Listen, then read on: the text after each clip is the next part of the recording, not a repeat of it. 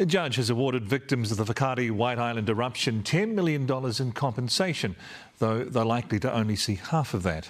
22 people died and 25 were injured in the disaster. The island's owners, Whakaari Management Limited, copped a $5 million reparations bill, but they say they have no money left. And as Adam Hollingworth reports, the judge says the world is waiting for their response. 4 years after the tragedy, the judge, Evangelos Thomas, put the victims front and centre at his sentencing. Your stories have been heartbreaking, but they have also been inspiring. It has been a humble privilege to hear them. I'm sure I speak for everyone when I say we all wish you very well. The extent of their suffering is hard to fathom. Those who survived suffered excruciating and traumatic injuries, usually burns. The treatment was often painful, arduous, disheartening. The judge said the defendants, the island's owners, Whakaari Management Limited, White Island Tours and 3 helicopter companies all failed to conduct adequate risk assessment for the profitable business of taking tourists to Whakaari.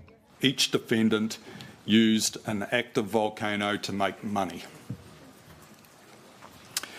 Whakaari is highly eruptive and has been for centuries. Previous eruptions have resulted in fatalities.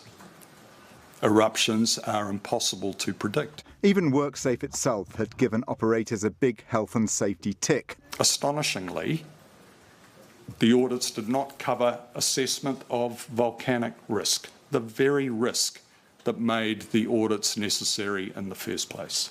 But when a similar eruption occurred in 2016, the judge said all bets should have been off. At that point, all defendants should have paused and recognised that they could not rely on what they understood was in place. The judge said the owners generated significant income, which WorkSafe estimates at $1 million a year. But the owner's management company, WML, never received a cent. That went into a Buttle family trust. WorkSafe accepts it cannot argue with that claim. That must be difficult for survivors and families to stomach. Nevertheless, the judge urged WML to pay $5 million in reparations and $1.1 million in fines. There may be no commercial basis for doing so, but many would argue there is an inescapable moral one. Some defendants responded to the tragedy with a preparedness to put their lives at risk to help others. We wait to see what the Buttles will do. The world is watching. Their lawyer said today it was 100% about the victims, and he was waiting for instructions. The bravery of some of them has been phenomenal. You guys all saw that though, yeah. All right, guys. Will you expect an apology from your client? I'll talk to my clients. Okay, I'll talk to my clients, all right? There was no sign of the Buttles today. By contrast, the chairman of Ngāti Awa Holdings, Paul Quinn, which ran White Island Tours, has been at the trial throughout and said he was deeply sorry. It was important to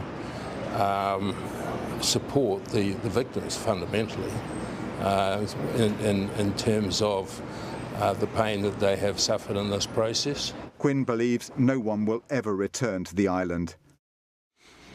Well, Adam Hollingworth joins us now. Adam, have you heard from the island's owners or the victims' families today? Yes, the victims did release a statement through a WorkSafe spokesperson, and in it he said that the judge reflected their feelings entirely. They said they were disappointed that the Buttles hadn't turned up for the sentencing, but they said this wasn't about money, this was more about closing a chapter in their lives. We also spoke to James Kearney, that lawyer, again late this afternoon, and he reiterated that it was 100% about the victims. He said that they had listened to every single victim impact statement, and they apologised unreservedly for any action or inaction that they took on the island. However, they did question the judge's need to refer to their own individual morality. And Adam, at the end of the day, how much will each party receive as compensation? Well, the judge talked about a level of around about $250,000 per person. But of course, because the Buttles can't pay, that figure will probably be closer to 100,000. Adam, thanks so much.